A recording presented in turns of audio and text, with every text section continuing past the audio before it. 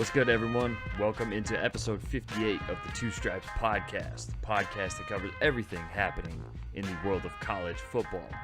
My name is Colton and I am your host, coming to you from beautiful Oakland, California on Wednesday, September 12th, 2018. Want to open up the show with where you can find the show, and that's by going to soundcloud.com/twostripespod, subscribing to the show on Apple Podcasts. Just search the Two Stripes podcast. You can find this episode, all the old episodes, and every future episode of the show there. And you can find it on my YouTube channel as well, youtube.com/Colton Denning. Find the show and some other cool college football highlight videos up there as well.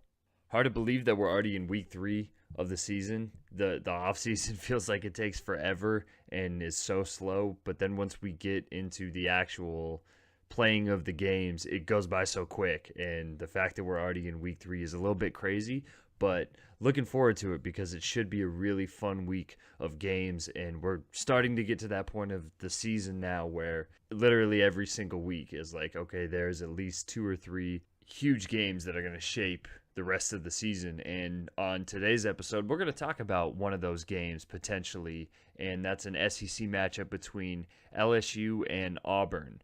If you don't know anything about this game, this is one of my favorite low-key rivalries in college football. Both these fan bases don't like each other at all, and a lot of crazy stuff happens whenever LSU and Auburn play. So this was a fun episode to record. I spoke with one of the contributors over at collegeandmagnolia.com, SB Nation's Auburn site, Son of Crow. We kept it anonymous this week with our guest, so I spoke to him about this rivalry, about the Auburn side of things, and really just how he thinks this one is going to shake out and what to watch for.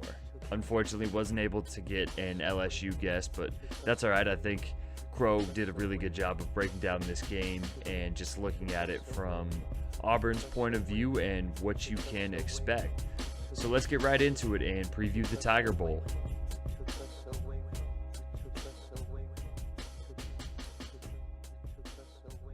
I'm excited to talk about the Auburn LSU rivalry with one of the staff writers over at collegeandmagnolia.com, Son of Crow. What's going on, man? How you doing? I'm doing great.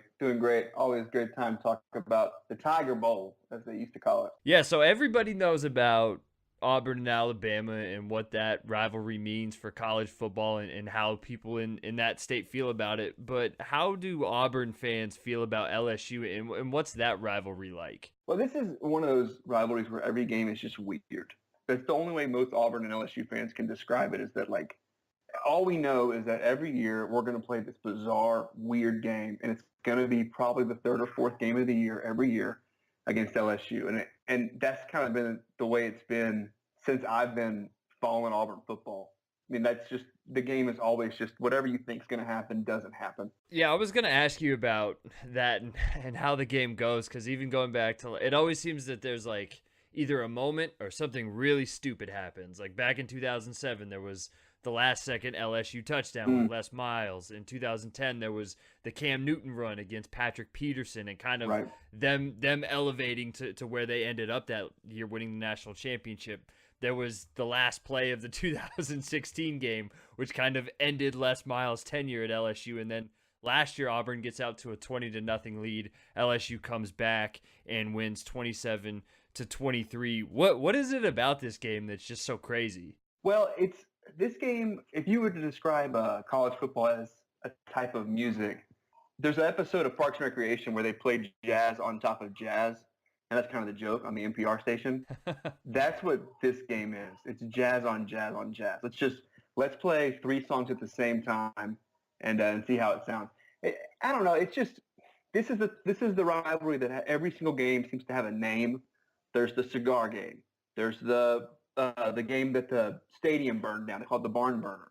There's all these different names for the games. There's a pass interference game. There's the cam run game. Every game seems to have a name, and there's no better way for Les Miles' career to have ended than in an Auburn LSU game that ended the way that it did. That's just the way that it's just poetic justice. I loved Les Miles. Even as an Auburn fan, I loved Les Miles, but it was it's just perfect that it had to be an Auburn LSU game ending in a weird and just bonkers way. that brought him down. So looking at this year's game and kind of where Auburn's already been through 2 games this season, they started out the year playing Washington and Atlanta. Do you think that playing a game of that magnitude, not that it gives them an advantage because LSU played Miami and Dallas, but just for their sake kind of will help settle them down that this isn't really the first huge game of the year? They're not just playing, an FCS school and then Alabama State last week and then going straight into LSU. Oh, for sure. And I think, Auburn was on a 2-game losing streak coming into that game. They lost to Georgia in the SEC championship game and then lost to the national champs, UCF, in the Peach Bowl. So Auburn on a 2-game losing streak, then able to kind of get off the schneid against Washington, kind of is, that's a bigger deal than I think most people are making it out to be, because you saw we beat Georgia, beat Alabama, and then to turn around and have the whole season kind of the air let out of the balloon against Georgia and UCF. I really personally wanted to see how Jarrett Stidham would respond and how the offensive coordinator and offensive line would respond to that kind of season ending last year. And they really did, I think, admirably against a really good Washington team. So I think confidence has got to be at an all-time high for Auburn coming into this game, which probably means Auburn's going to lose on a last-second Hail Mary throw from a fullback or something.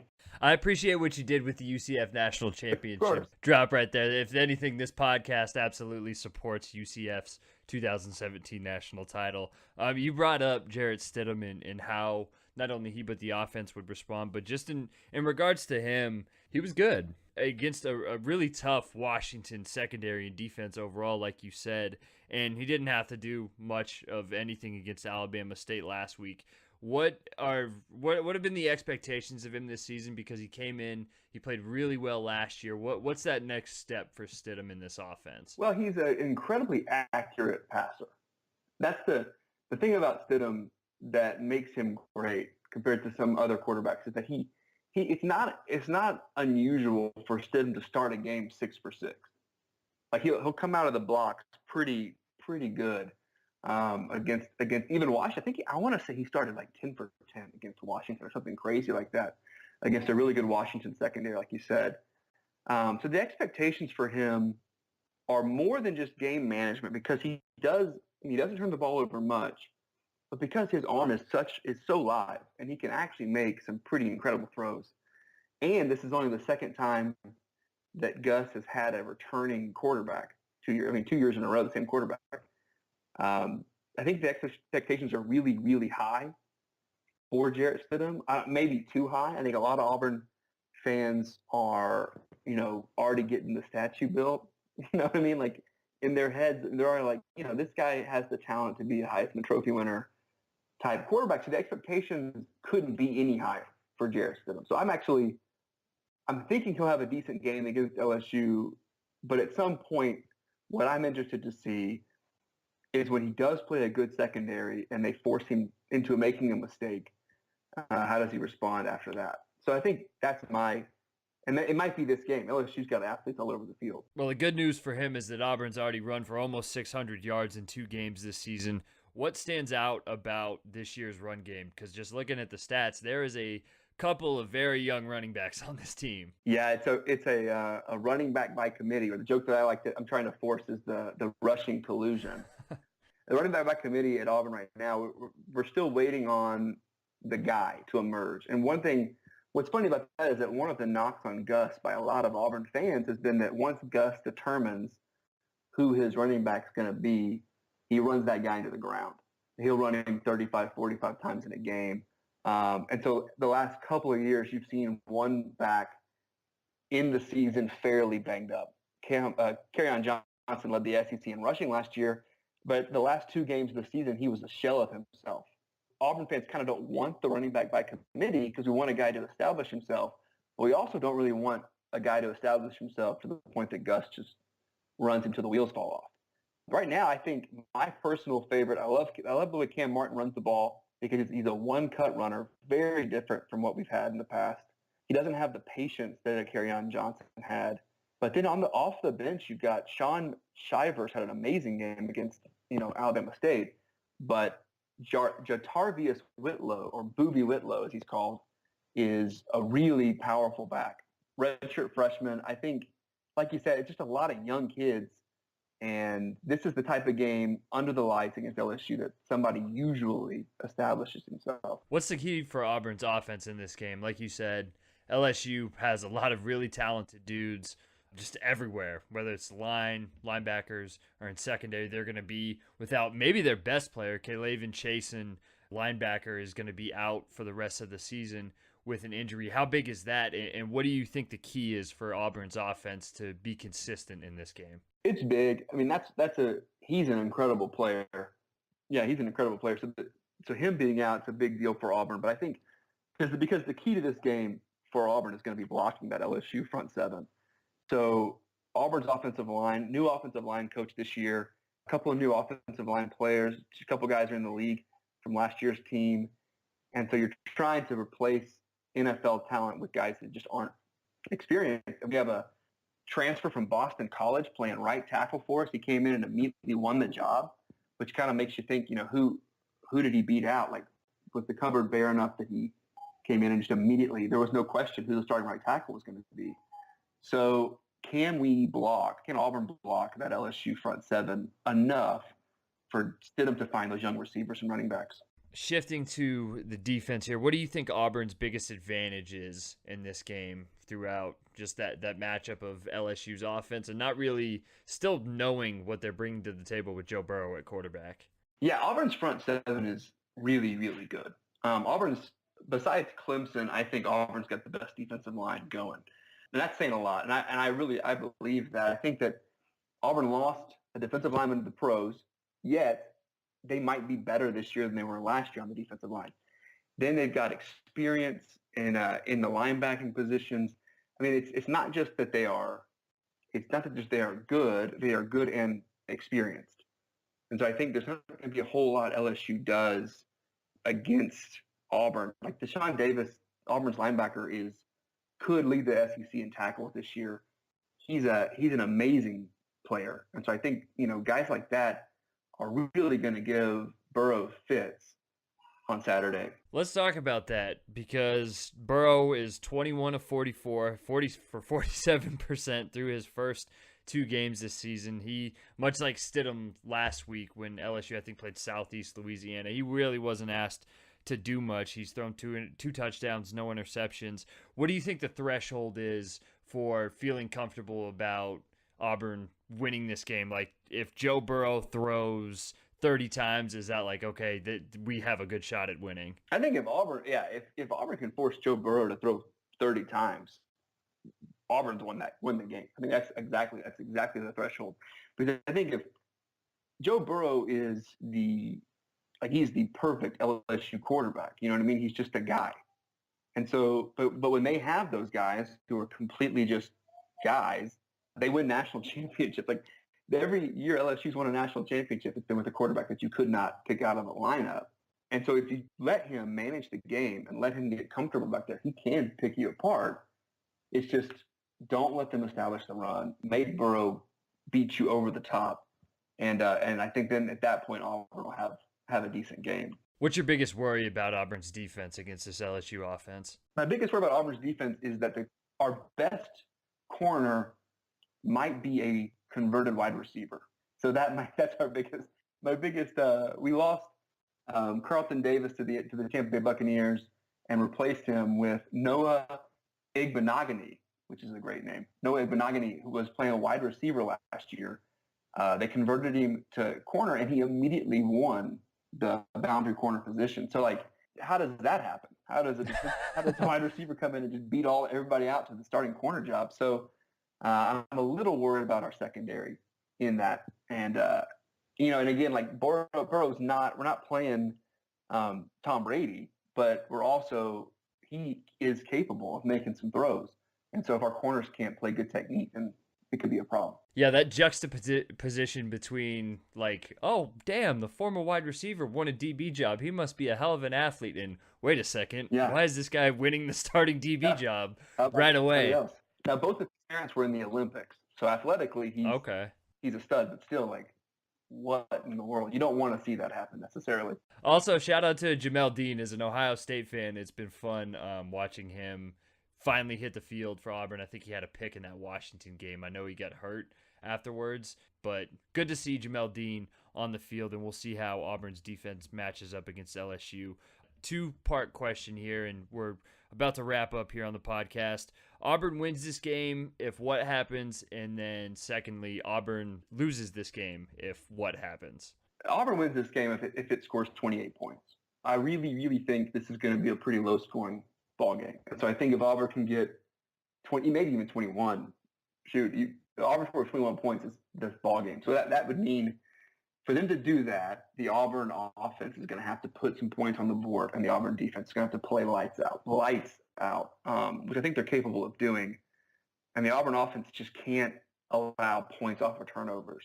I think that's the main thing. I think LSU is going to force turnover or two. I just need it to not be in Auburn's own end of the field. Kind of play the field position game, and keep LSU in their end of the field.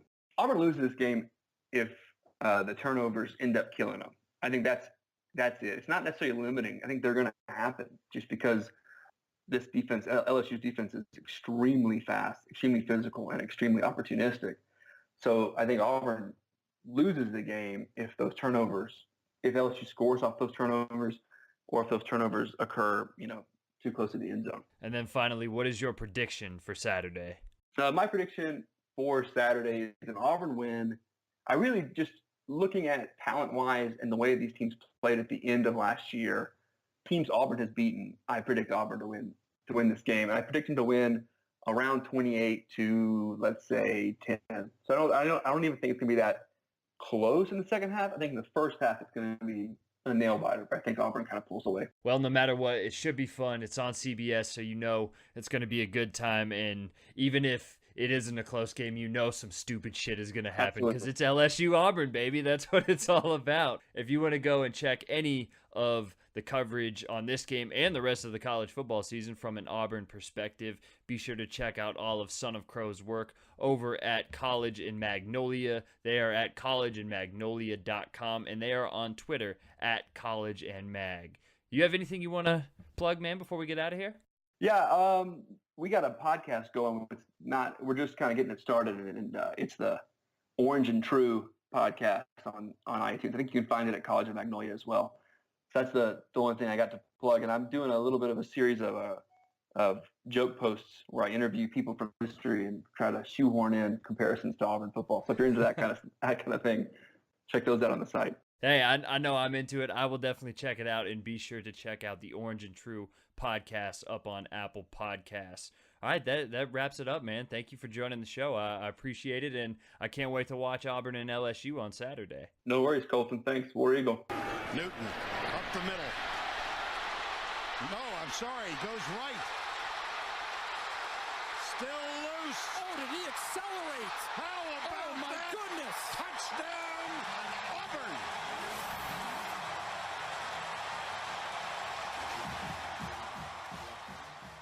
I feel like we're definitely getting a fake punt or a fake field goal for a touchdown. So something stupid is going to happen that keeps up the tradition of this series just being crazy.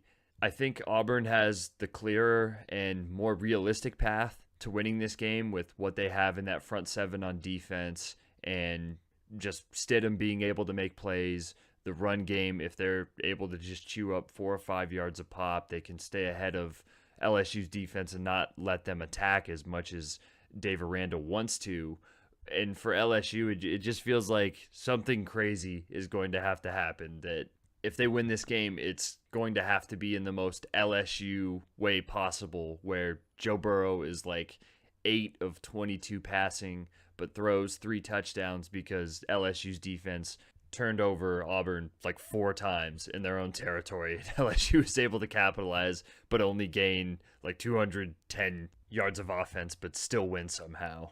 So long story short, it should be a lot of fun, should be crazy. It'll be in Auburn in front of that ruckus crowd. That's always a great environment, especially when they play a team like LSU. So super excited to watch that on CBS this Saturday.